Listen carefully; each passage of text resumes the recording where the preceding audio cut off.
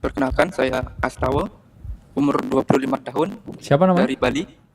Astawa. Oh, Masih single, belum menikah. Untuk pekerjaan, saat ini saya bekerja di kapal pesiar sebagai bartender. Oke. Untuk pendapatan, itu satu bulan bisa dapat 30 juta. Oke. nice.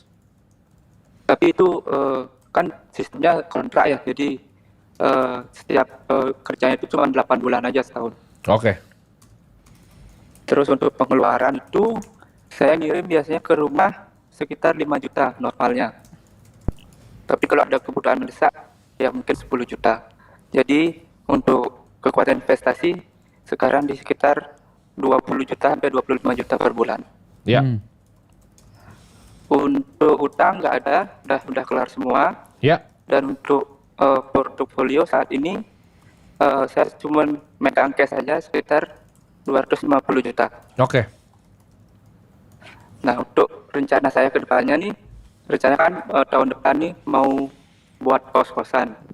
Jadi saya ngumpulin dana lagi sedikit, habis itu beli tanahnya cash, terus membangunnya itu minta bantuan KPR di bank. Karena untuk sementara saat ini kan rumah juga belum ada, Ya. jadi rencananya kamarnya itu 1 atau 2 kamar itu saya pakai tempat tinggal sendiri untuk keluarga. Oke. Nah, jadi gimana nih menurut pandangan Bro Dirma Prof Kakak nih, wise nggak gitu loh? Oke. Jawaban pertama udah pasti nggak wise ya. Kita paling anti investasi kos-kosan tuh kita paling anti. Kenapa? Karena itu sangat sulit. Sangat-sangat sulit. Kamu banyak dikerjain sama orang dari segi tanahnya, dari segi deal flow-nya. Kalau kamu bukan yang terbaik di satu area, janganlah sama sekali kamu invest di kos-kosan. Nggak ada alasan yang bisa kamu kasih ke kita, kenapa kamu nggak beli sahamnya BSD dibanding kamu bangun kos-kosan. Itu nggak ada alasannya gitu. Jadi, kos-kosan tuh udah pasti big no. Karena itu salah satu, kita ngomongnya usaha ya bahkan ya. Itu Ya. bukan investasi, itu usaha yang internal rate of return-nya busuk gitu. Kamu mendingan beli kepemilikan di perusahaan properti yang memang besar yang bergerak di sana udah 20-30 tahun. Nggak ada akal sehat yang bisa meyakinkan saya sebagai orang yang berkecimpung di dunia investasi selama 10 tahun, kos-kosan tuh investasi yang lebih baik ya dibanding kita beli REITs gitu loh.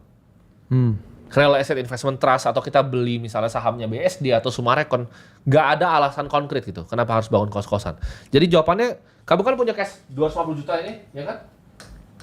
Iya. 100 tuh kamu jadiin dana darurat.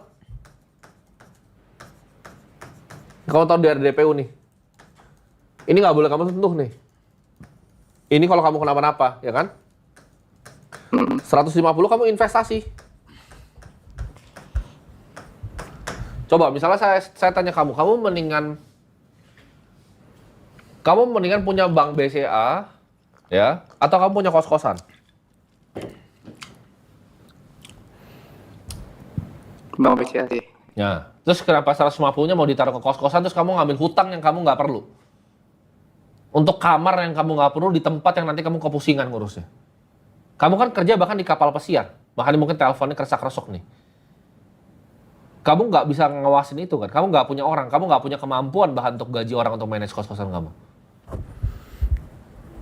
Ya itu rencananya kan satu atau 2 kamar itu pakai keluarga di rumah yang nempatin gitu.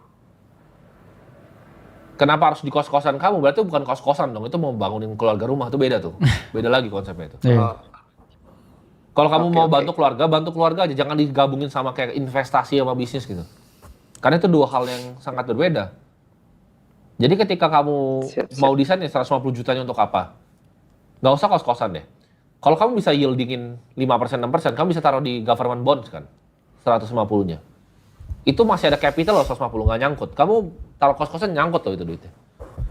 250-nya lagi kamu mau taruh di kos-kosan. Itu kamu kerja di kapal pesiar udah lama, kamu duitnya jadi nol nanti semuanya. Oke, jadi kelanjutannya itu berarti investasinya itu kemana nih bagusnya? Kan dari dana 150 sama Ya. ada per bulannya lagi 20 itu dialokasikan kemana nih? Oke, apa yang kamu ngerti sekarang? Kalau sekarang investasi sih masih awam banget soalnya baru mulai terjun nih saat ini. 150, kan awam nih. Ini sisihin nih, kamu beli buku, ya kan? Belajar, nonton YouTube.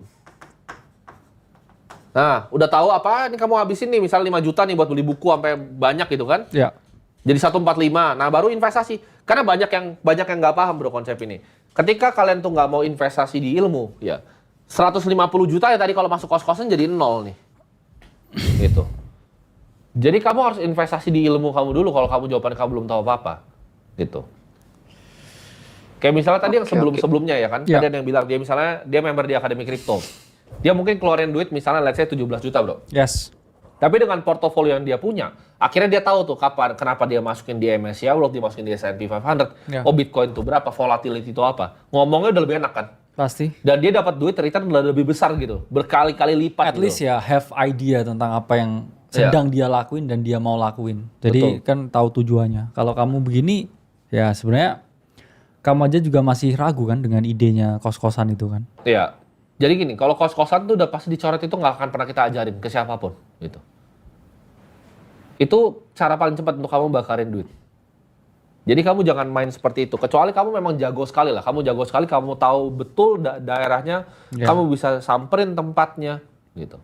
Tapi yang begitu pun juga nggak akan bikin kos-kosan satu kamar. Mereka pasti bikinnya 50-30 kamar gitu. Udah jenuh sekarang kayaknya. Iya, dan Kayak udah jenuh banyak. juga gitu market kos-kosan. Karena semua orang yang punya duit 250 juta pikirannya kayak kamu bikin kos-kosan. Overcrowded trade ya. Ya overcrowded trade gitu loh. Itu kayak ibaratnya gini, misalnya gue punya office boy nih, gue kasih 250 juta, pasti pikirannya bikin kos-kosan gitu. Iya. Semua orang pikirannya ke sana. Jadi jawabannya jangan. Kamu beli, ada opsi kan? Investasi ada banyak opsi. Yes. Investasi itu ada banyak opsi. Ini kamu belajar ya? Oke, kamu bingung 150 kemana kan? Ya. Nah, yang pertama paling tidak beresiko itu ada bonds. Ini ada nih, kita ajarin di aset kelas nih. Coba tunjukin dulu di situ Oke. ya. Ada stocks nih. Ini kepemilikan perusahaan. Ada kripto misalnya. Ini kamu pilih nih, kamu mau yang mana? Mau yang paling aman kah? Ini bisa kok. 150 taruh di sini dong, bisa. 150-nya dibagi sini sama sini, bisa. Di sini, bagi sini, bisa. Gitu. Jadi kamu harus belajarin gitu. Gimana caranya bikin portofolio. Ya. Gimana caranya belajar. Jadi kalau 150 jutanya kamu keluarin 10 juta nih untuk belajar, ya kamu keluarin 10 juta untuk belajar. Karena dari 140-nya nanti bisa jadi 200. Nah, ini namanya investasi di ilmu nih. Ini yang banyak orang Indonesia nggak ngajarin. Dibanding 150-nya tuh hilang ke nol. Udah gitu kamu kena hutang 500 juta karena kamu KPR. Kena riba kamu. Nih riba. Karena kamu mau hemat 10 juta dan kamu ngerasa udah pintar gitu. Jadi 150-nya kamu belajar dulu, kamu tahu nih aset kelasnya, baru kamu investasi. Clear ya? Oke, siap. Oke, keren. Thank you. Thank you Astawa.